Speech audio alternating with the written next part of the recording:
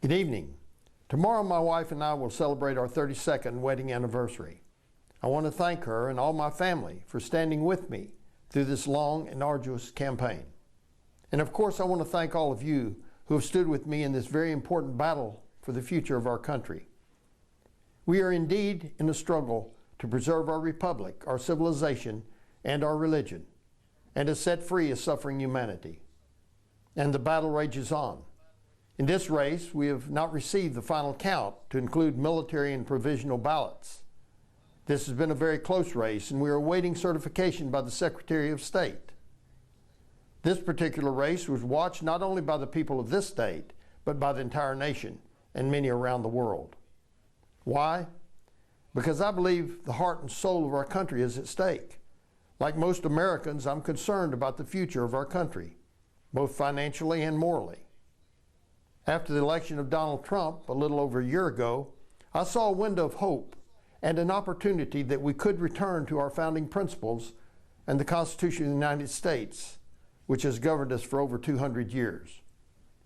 Our forefathers recognized in the Declaration of Independence that all men and women are created equal and endowed by our Creator with certain unalienable rights, that among these are life, liberty, and the pursuit of happiness.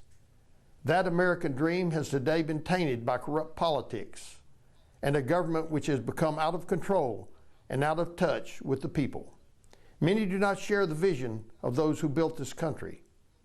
Today we no longer recognize the universal truth that God is the author of our life and liberty. Abortion, sodomy, and materialism have taken the place of life, liberty, and the pursuit of happiness.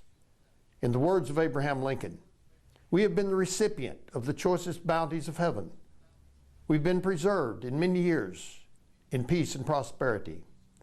We have grown in numbers, wealth, and power as no other nation has ever grown, but we have forgotten God. We have forgotten the gracious hand which preserved us in peace and multiplied, enriched, and strengthened us. And we have vainly imagined in the deceitfulness of our own hearts that all of these blessings were produced by some superior wisdom and virtue of our own. We have stopped prayer in schools. We've murdered over 60 million of our unborn children. We've redefined marriage and destroyed the basis of family, which is the building block of our country. Our borders are not secure. Our economy is faltering under an enormous national debt, and we have a huge drug problem. We've even begun to recognize the right of a man to claim to be a woman, and vice versa. We have allowed judges and justices to rule over our Constitution, and we have become slaves to their tyranny. Immorality sweeps over our land. Even our political process has been affected with baseless and false allegations, which have become more relevant than the true issues which affect our country.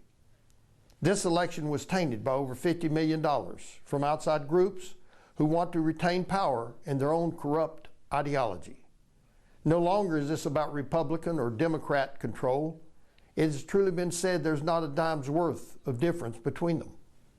It's about a Washington establishment which will not listen to the cries of its citizenry, and the battle rages on. Together we must stand against those who would take from us our country. In the words of the Holy Scriptures, we wrestle not against flesh and blood, but against principalities, against powers, against the rulers of the darkness of this world, against spiritual wickedness in high places. Wherefore take unto you the whole armor of God, that you may be able to withstand in the evil day, and having done all, to stand.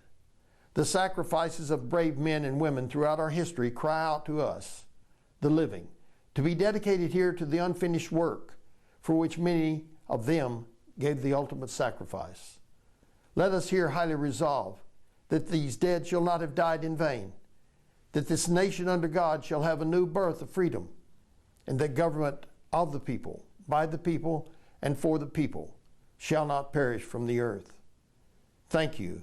Merry Christmas, and may God bless you.